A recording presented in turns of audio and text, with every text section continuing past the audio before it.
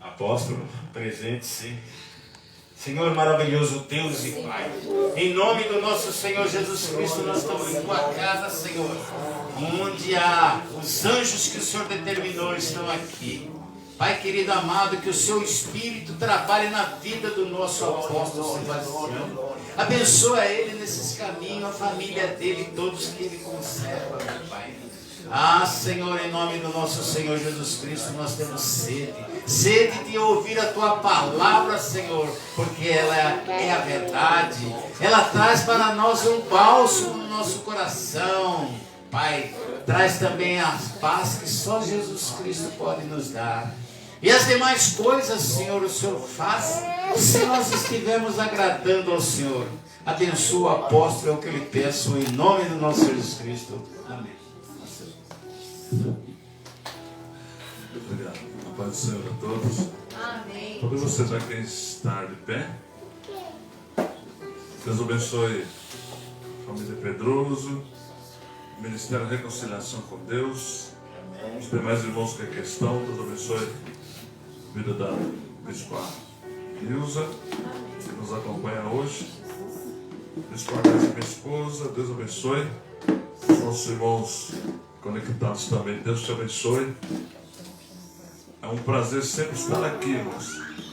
Porque pela segunda vez eu esqueci que é a segunda segunda-feira. Mas faz parte da idade. A idade vai chegando, o esquecimento vem junto. Mas abra sua Bíblia no livro de 1 Samuel. 1 Samuel capítulo 30. Primeiro livro de Samuel, capítulo 30. Do primeiro livro de Samuel, onde nós estaremos lendo hoje, a partir do primeiro versículo, em 1 Samuel, capítulo 30, a partir do primeiro versículo, nós vamos estar lendo. Diz assim: Sucedeu, pois, que chegando Davi e os seus homens ao terceiro dia a Ziclag, já os amalequitas tinham dado com ímpeto contra Ziclag, e a esta ferido e queimado. Versículo 2: Tinham levado cativos as mulheres que lá se acharam, porém a ninguém mataram, nem pequenos nem grandes. Então somente os levaram consigo e foram seu caminho. Aí vamos lá para o versículo 6, que diz assim: Davi, pois, se angustiou, pois o povo falava de apedrejá-lo, porque todos estavam em amargura, cada um por sua causa, de seus filhos e de suas filhas. Porém Davi se reanimou no Senhor seu Deus. Amém. Essa é uma passagem já bem conhecida da igreja e de acesso, né, de todas as pessoas que têm a Bíblia. Aquele que tem a Bíblia, ele tem acesso a essas palavras. E nós encontramos aqui uma passagem bíblica falando sobre um guerreiro, um homem chamado Davi, um guerreiro chamado Davi, um homem que vivia conquistando, um homem que estava debaixo de uma promessa de Deus, e essa promessa estava dizendo para Davi, ou dizia sempre para Davi, que a família dele seria sucessor de reis, seria o sucessor de trono de reis, e que dele, da família dele, nasceria alguém, né, que está lá em Isaías capítulo 11, né, ele nascerá da raiz de Jessé, um rebento novo frutificará.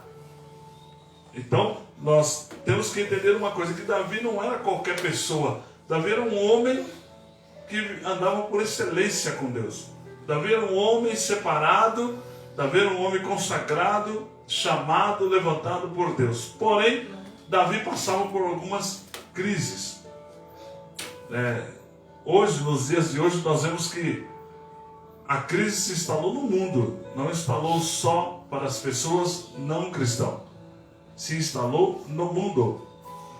Então é normal o cristão passar por crise, porque Davi foi o homem que conseguiu um título, o único título, por sinal, um homem segundo o coração de Deus, ou um homem segundo o meu coração, Deus dizendo. E esse Davi passou por crises piores do que as nossas. Davi passou por várias crises, né? Uma das piores crises que Davi passou, porque ele teve um caso extraconjugal. E isso trouxe um certo dano na vida espiritual dele. O primeiro prejuízo foi que o filho do pecado morreu. E depois houve uma sucessão de castigo na casa de Davi, né? O irmão violentou a irmã, teve um incesto, né? E o outro irmão quis matar o outro, enfim, virou uma bagunça a casa de Davi. Porém, Davi continuou tendo um relacionamento com Deus. Embora passando por todas essas crises, Davi não esqueceu que ele tinha uma promessa e que ele servia ao Deus vivo, ao Deus Todo-Poderoso. Uma coisa que nós não podemos esquecer, queridos, é que não importa a nossa condição, o que importa é o nosso relacionamento com Deus. Diga comigo, não importa. Não importa qual seja o meu modo de viver. O que importa é como eu estou vivendo para Cristo. Amém? Você precisa entender como você está vivendo para Cristo. Você precisa entender qual é o teu posicionamento em estar vivendo para Cristo. Porque viver para Cristo, irmãos, é o que o apóstolo Paulo disse: não sou eu, mas quem vivo, mas Cristo vive em mim. Morrer para Cristo é ganho, e viver é lucro. Se estamos vivos, já estamos no lucro. E se morrermos, irmãos, é ganho. Sabe por quê? Porque o cristão não morre, ele passa da morte para a vida, ele passa para um outro lado. E Davi entendeu isso. Davi passou por todas as crises, suportou, e agora ele sai para uma guerra com os seus homens, e quando ele retorna da guerra, ele vence a guerra. Davi venceu a guerra. E quem vence guerra, irmãos, além de sair na vantagem, ele traz os despojos da guerra. Com certeza que Davi, ele pegou o máximo com os seus homens dos despojos da guerra, ou daquilo que o perdedor deixou. Ouro, prata, roupas, tendas, pegaram tudo. Imagina, a pessoa vai para uma guerra, vai para um conflito, vai para uma batalha, e depois ele volta com posse de vitória. Isso é uma alegria, irmãos. Mas Davi, quando chega, ele encontra um grande conflito. Qual o conflito que ele encontra? Levaram as duas mulheres que ele tinha, levaram os seus filhos e levaram as esposas dos guerreiros também. Levar a esposa, ou retirar a esposa, ou roubar a esposa, isso representa tirar a posse de crescimento da família. Porque essa responsabilidade ficou para a mulher.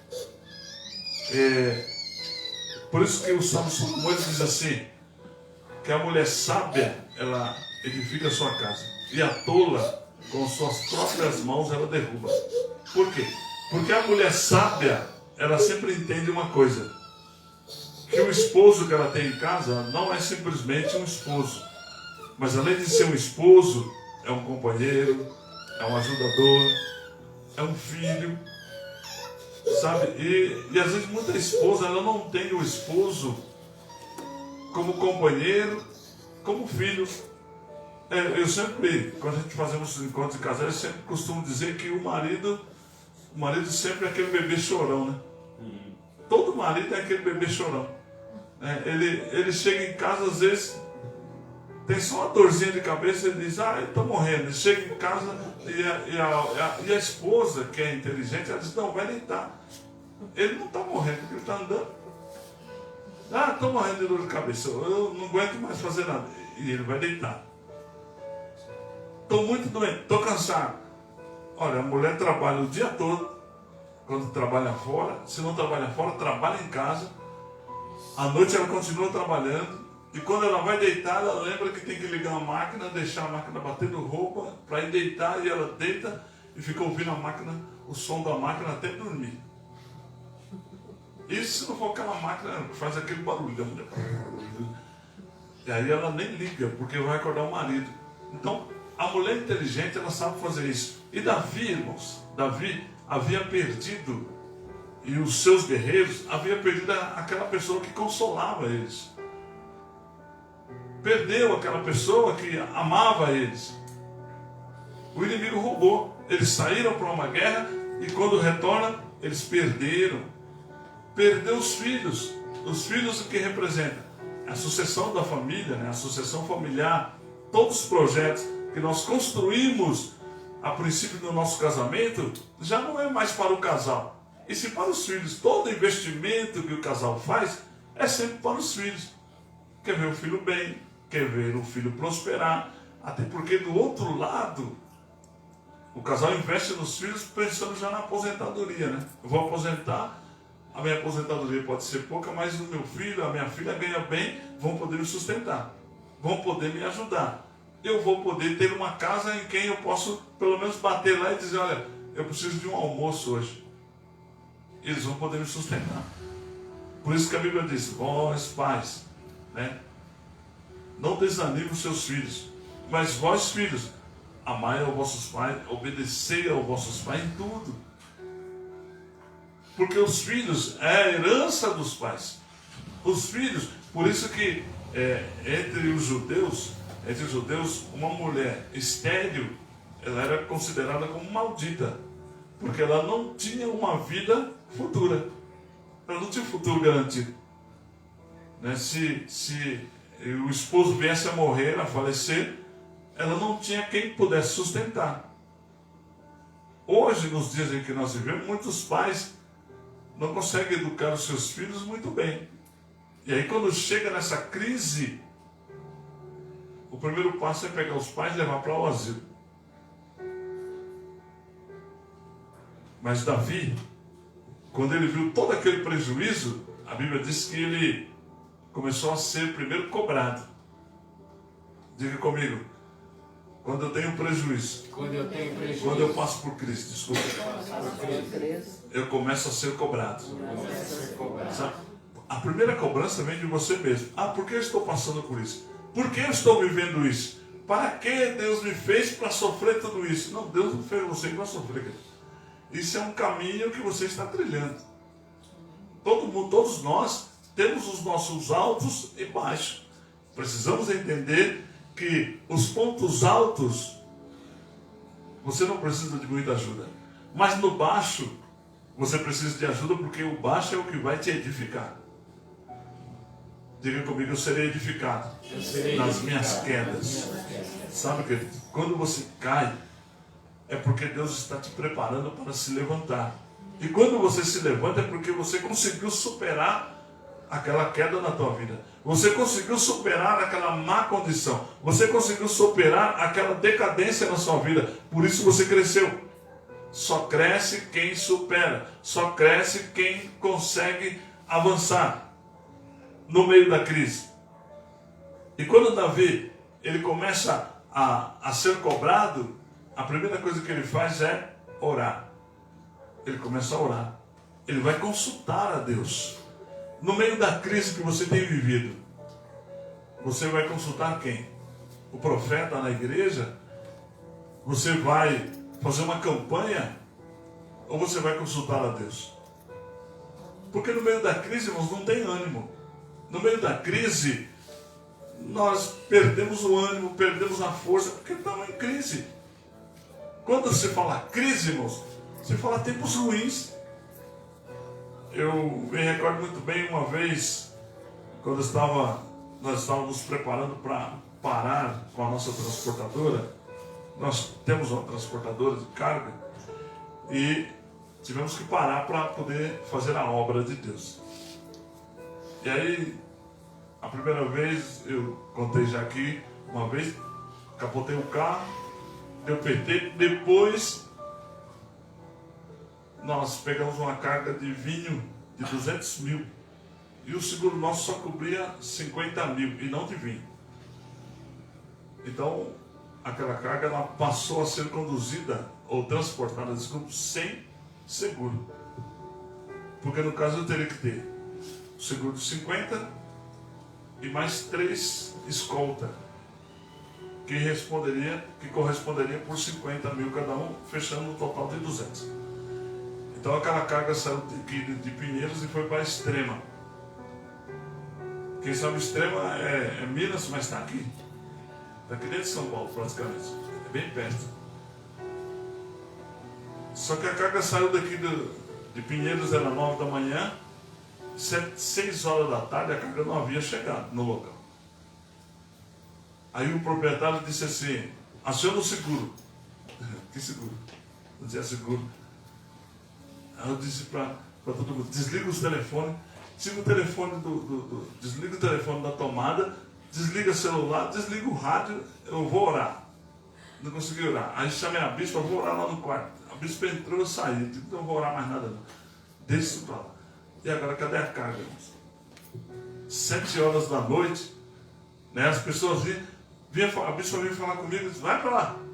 Sabe, xingava ela, mandava ela embora para lá. E aí até que foi 7 horas da noite, o cara ligou. E havia estourado os 4 pneus do mesmo lado, mas ele estava parado numa borracharia. E aí eu e nosso filho mais velho fomos até lá, dormimos lá e no outro dia fomos entregar a carga.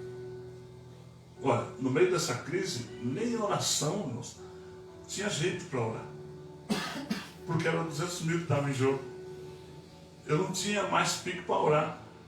Eu tinha pico para xingar. Estava xingando todo mundo que aparecia na minha frente. Menos orar. No meio da crise, ninguém ora.